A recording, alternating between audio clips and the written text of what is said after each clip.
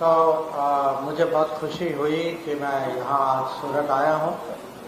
और आप जानते हैं कि गुजरात की संसद सदस्य होते मैं ऐसे गुजरात के साथ पिछले 5 साल में मेरे काफ़ी घनिष्ठ संबंध बढ़े हैं। और आज मैं सूरत में हूँ, कल परसों राजकोट अहमदाबाद भी जा रहा। अभी सुबह दोपहर को एक जगह वहाँ बिजनेस इवेंट पे मुझे वहाँ अपने विचार रखने का मौका मिला। शाम को भी एक कार्यक्रम है, बीच में एक इंडस्ट्री विजिट भी है। मैं तो इतना ही कहूँगा कि गुजरात में मेरे लिए इंटरेस्ट खासकर क्योंकि गुजराती जो है पूरे दुनिया में फैले हैं, बड़े ग्लोबलाइज्ड लोग हैं। व्यापार की बात करें या NRI की बात करें तो उसमें गुजरात का प्रेजेंस काफ़ी स्ट्रांग होता है। तो विदेश मंत्री और गुजरात के संबंध बहुत स्पेशल होते हैं। तो मैं इसी पे छोड़ देता हूँ। आपके मन में कुछ सवाल होगा तो आप जरूर पूछेगा। तो फ्लोर इज ओपन।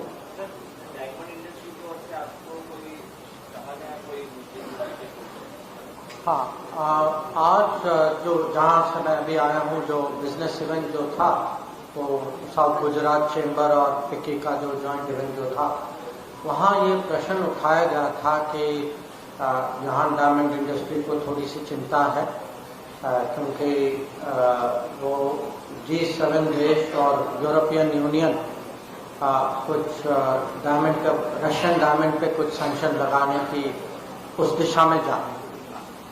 और मैंने उनको जरूर कहा कि यूरोपियन देशों के साथ भी हमारी बात हो रही है, ब्रसेल्स में भी हो रही है, और G7 के अलग अलग सदस्य जो हैं उनके साथ भी ये विषय उठाया गया है। और हमने उनके सामने बात रखी है कि जो उनके डायमंड के बिजनेस में इतने छोटे स्मॉल बिजनेस हैं, इतने कारीगर हैं, इतने लोगों की रोजगारी है, उसका जरूर ख्याल रखें।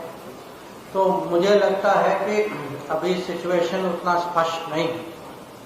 तो हमारी कोशिश होगी कि जो हमारी चिंताएं जो हैं, जो चीज़ें हमने कही हैं, उसको मन में रखते हुए वो अपना जो भी नीति बनाएंगे उसका जरूर वो ख्याल देंगे।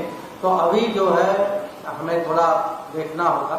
ये भी है कि पहले जो पूरा बिजनेस जो एंटवर्प में होता था, अभी थोड़ा बिजनेस शिफ्ट भी हो गया है। वो भी एक हकीकत है जिसका अपना असर होता है इंडस्ट्री में, तो उसको हमें देखना होगा। एक बड़ी समस्या देखी जा रही है रशिया और यूक्रेन युद्ध में। यहाँ से कई एजेंसियां इलीगल तौर पर यहाँ की यूथ को रशिया में भेजती है, आर्मी उसे हेल्पर के तौर पर यूज करते हैं और हमले में उनकी डेथ होती है। तो दूसरी बात ये कि पूरा मामला इलीगल है, साथ में अगर डेथ होती है तो वहाँ से डेड बॉडी आने में भी काफी समय लगता है, और ऐसे कई देशों में इस तरह के मामले आ रहे हैं। ये जो आप कह रहे हैं, मेरे ख्याल से दो केस अभी तक हुए हैं जहाँ लोगों की मृत्यु हुई है, और दोनों केस में हमारे राजदूतावास ने तुरंत जो उनके साइड से जो हो सका वो उन्होंने बॉडी वापस लाने की कोशिश की। थोड़ा समय तो लगा क्योंकि जहां उनकी मृत्यु हुई वो उतना आसान नहीं था वहां पहुंचने में और बॉडी वापस लाने में, पर हमने बहुत स्ट्रांगली रशिया के साथ ये मामला उठाया है। और हमारे राजदूत ने मॉस्को में भी ये विषय उठाया है, विदेश सचिव ने दिल्ली में भी रशियन राजदूत के साथ इस पर बातचीत हुई है कि हमारा मानना है कि ये बिल्कुल गलत है कि कोई भी भारतीय नागरिक किसी और सेना में ना तो किसी भी तरीके से न भर्ती करेगा, ना कोई हेल्पर किसी भी रूप में वहाँ उसको होना ही नहीं चाहिए।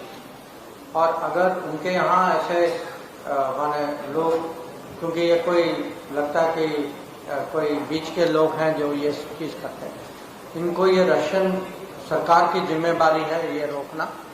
और हमारे सूचना के अनुसार हमें जो खबर मिली है करीब 23-24 अभी तक ऐसे व्यक्ति हैं जिनका डिटेल हमें पता है, उनको हम वापस लाने की कोशिश करें।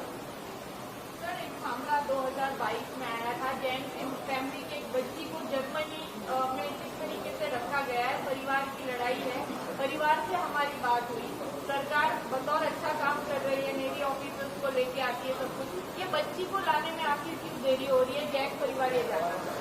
नहीं, इसमें देखिए, इस केस के बारे में आप सब लोग जानते हैं। मैं खुद जो ये बच्चे के जो माता पिता हैं, मैं उनसे खुद मिला। केस में प्रॉब्लम ये है कि इस बच्चे को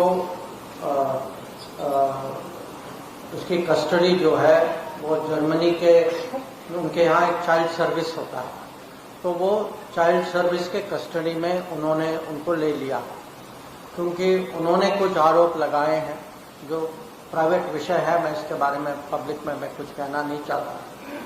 तो हम जो हैं, हमने ये विषय अभी नहीं, मैंने काफ़ी समय से हमारी बातचीत चल रही है जर्मन सरकार के साथ, और इसमें दो चीज़ हैं। एक कि जो बच्ची, क्योंकि कोई भी ये कोर्ट का विषय, कोर्ट में समय लगता है, तो हम नहीं चाहते कि ये बच्ची जो है अपने माहौल से, अपनी संस्कृति से दूर हो जाए, और अगर वो चाइल्ड सर्विस के कस्टडी में है तो उनका जो एनवायरनमेंट जो है वो इंडियन एनवायरनमेंट नहीं है, या जर्मन एनवायरनमेंट।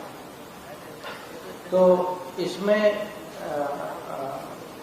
थोड़ी बहुत प्रगति तो हुई है कि हमारे जो राजदूतावास के कुछ लोग जो हैं अफसर, वो बच्चे से मिलते हैं, उनके साथ समय गुजारते हैं, और अभी कोशिश कर रहे हैं कि उनके लैंग्वेज और कल्चर थोड़ा ऐसा कुछ सोल्यूशन निकले, ताकि उनको, बच्चे को भी पढ़ाया जाए, सिखाया जाए कि जो अपनी मूल संस्कृति के बारे में।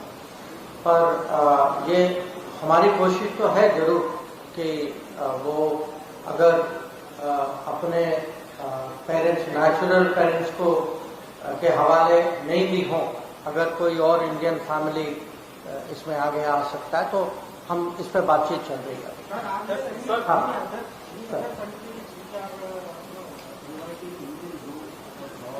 India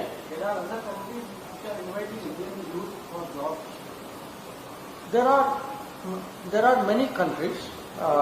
What has happened is in last few years, हाँ, मैं दोनों में करूँगा। पूछा उन्होंने अंग्रेजी में, इसलिए मैं कर रहा हूँ। अगर आप हिंदी में ठीक है तो मैं हिंदी में कर देता हूँ। हाँ हाँ, कि काफ़ी, मैं कहूँगा कि काफ़ी देश होंगे जहाँ एक तो हमारा समझौता हुआ उनके साथ कि जो कहते हैं मोबिलिटी एग्रीमेंट, कि हमारे यहाँ से लोग जाएं और उनके साथ कैसा ट्रीटमेंट हो, क्योंकि ये नहीं होना चाहिए कि वो बाहर काम करने के लिए जाएं और उनको मान लीजिए कम तनख्वाह मिले, या सोशल सिक्योरिटी बेनिफिट मिले, या सोशल सिक्योरिटी कवरेज कम हो, या ऐसे काम पे लगा दें जो गैर कानूनी हो, तो हम उनको प्रोटेक्शन देते हैं। तो ऐसे एग्रीमेंट्स पिछले साल जर्मनी, ऑस्ट्रिया, इटली, ये तीन के साथ हुआ था। पोर्चुगल के साथ पहले हो चुका था, उसके जो नियम जो हैं वो भी अब बन चुके हैं। ऑस्ट्रेलिया के साथ हुआ था, तो और जापान के साथ हर क्षेत्र में नहीं हुआ था, कुछ उन्होंने बहुत स्पेसिफाई किया कि इस ऐसे कामों में हम लेने के लिए तैयार हैं।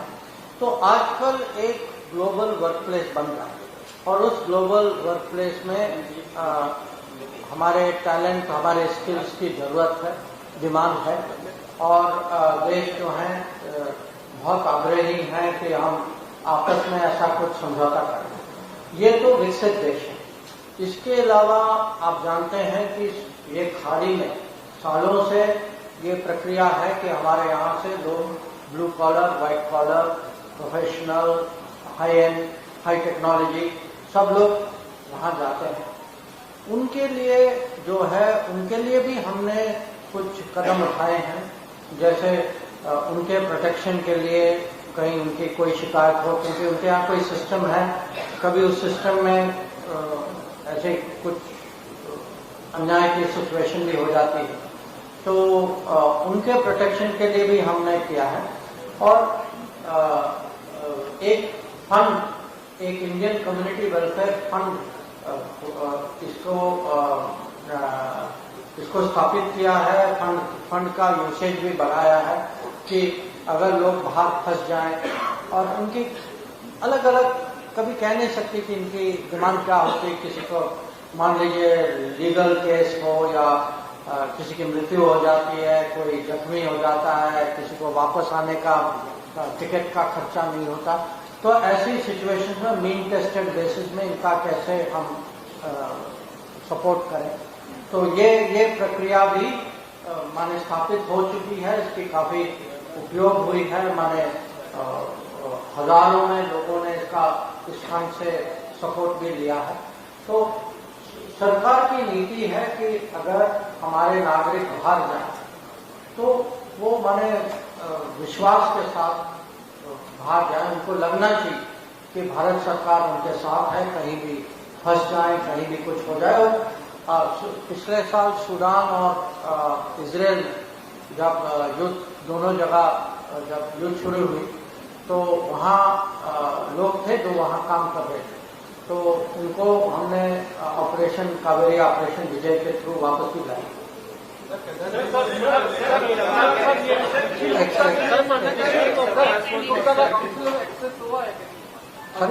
निखिल गुप्ता, हाँ, what about the Nikhil Gupta? Was it consular access has been done or not? And what is the status? नहीं, वो निखिल गुप्ता जो मुझे याद है वो चेक रिपब्लिक में है, और हमारे जब वो गिरफ्तार हुए थे, जब अरेस्ट हुए थे, उसके बाद हमें कॉन्सुलर एक्सेस मिला था, हमने कॉन्सुलर सपोर्ट दिया था, और वहाँ जो उनका केस वहाँ चल रहा है। What is the status? Beyond that I don't have a status. Beyond that, I don't have a status.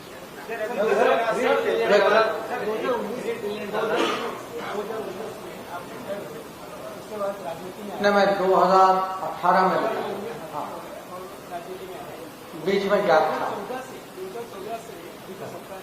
तो विश्व लेवल में आपको 37 साल टोटल सर्विस में है, तो विश्व में भारत का क्या स्टेटस आपको 2014 के बाद की सरकार को दिखता है?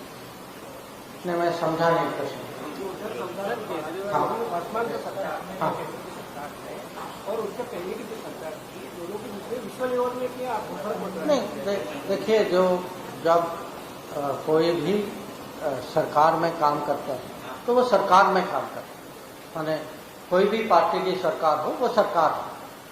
तो अब मुझे खत्म तो करने दीजिए ना प्लीज। तो मैं राजनीति में 2019 के बाद आया, तो अगर आप मेरे साथ कोई भी राजनीतिक बात करना चाहें तो आप 2019 के बाद बात करेगा। उसके पहले मैं सिविल सर्वेंट था या मैं बिजनेसमैन। केजरीवाल के मामले में सर आजकल विदेशों की दखल काफी बढ़ती जा रही है। किसके बारे में? केजरीवाल जब से अरेस्ट हुए, तब से विदेशी देशों की जाति काफी ज्यादा बढ़ गया है, तो सरकार की तरफ से क्या करेंगे? नहीं, कुछ सरकारों ने, दो सरकारों ने जो, जैसे मुझे याद है, कुछ कहा है। विदेश मंत्रालय के प्रवक्ता ने हमारी पोजीशन जो है पब्लिक में कही है, आप उसको कृपया देखिएगा। मैं आपका लगातार पुरानी जो कांग्रेस की सरकार है, उन्होंने गठबंधन की सरकार की तरफ दे दिया। अब भारत सरकार क्या ऐसा कदम उठाएगी कि देश उनको श्रीलंका से वापस मिल सके, और जिस तरीके से कांग्रेस हमारे ऊपर हमलावर हो रही है, क्या कहना है सर? सामने नहीं, जब बोल रहे हैं, ये तो स्वाभाविक है कि उन्हीं की तरह मैं देखूँ। तो ये आज सुबह लक्षद्वीप के बारे में मैंने काफ़ी विस्तार में प्रेस कॉन्फ्रेंस किया था, तो मैं कहूँगा आप जरूर उसको देखेगा और जो भी विषय के जो बारीकी जो है पूरी डिटेल जो है मैंने उस प्रेस कॉन्फ्रेंस में प्रस्तुत किया था और मैंने उस समय आप जैसे किसी और व्यक्ति ने भी मुझसे ऐसा कुछ सवाल पूछा था और आप जानते हैं कि ये विषय जो है अब सुप्रीम कोर्ट के सामने ये केस अभी ये 2 रिट पिटीशन है, तो ये सब जुडिस मैटर है, तो सब जुडिस मैटर पे कमेंट करें। बार-बार भारत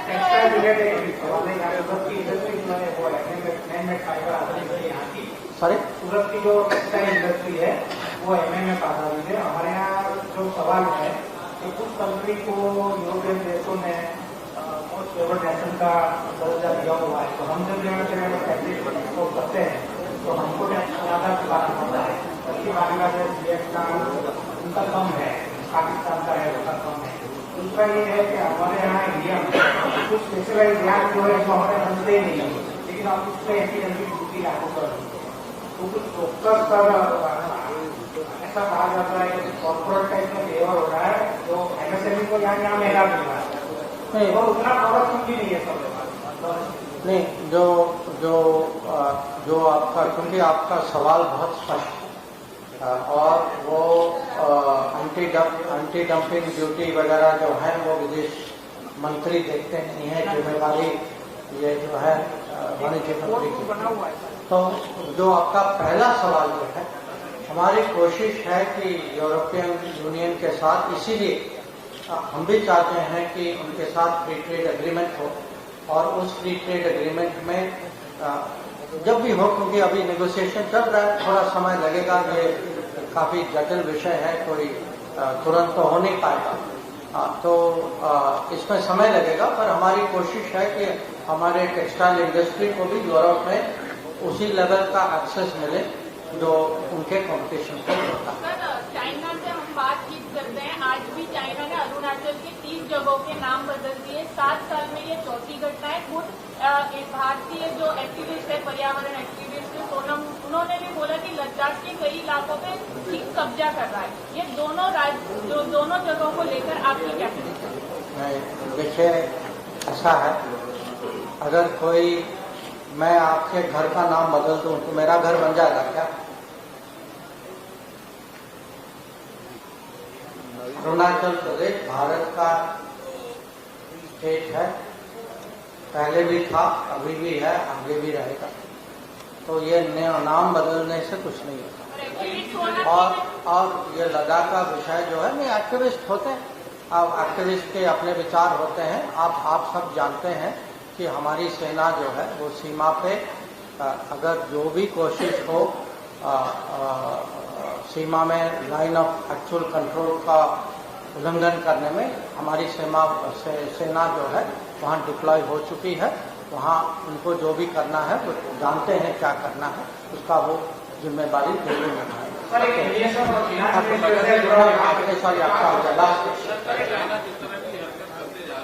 सर मारो पासपोर्ट नहीं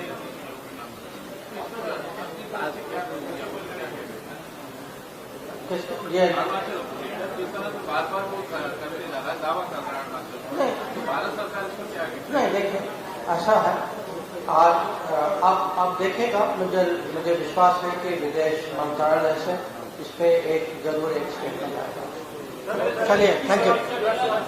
पाकिस्तान भारत से ट्रेड करने की बात कर रहा है, क्या हिंदुस्तान एक्सेप्ट करेंगे उनसे? नहीं, उन्होंने पाकिस्तान के प्रवक्ता ने खुद कहा है कि ऐसा कोई प्रस्ताव नहीं है उनके साथ। चलिए, थैंक यू। बहुत खुशी हुई आपसे।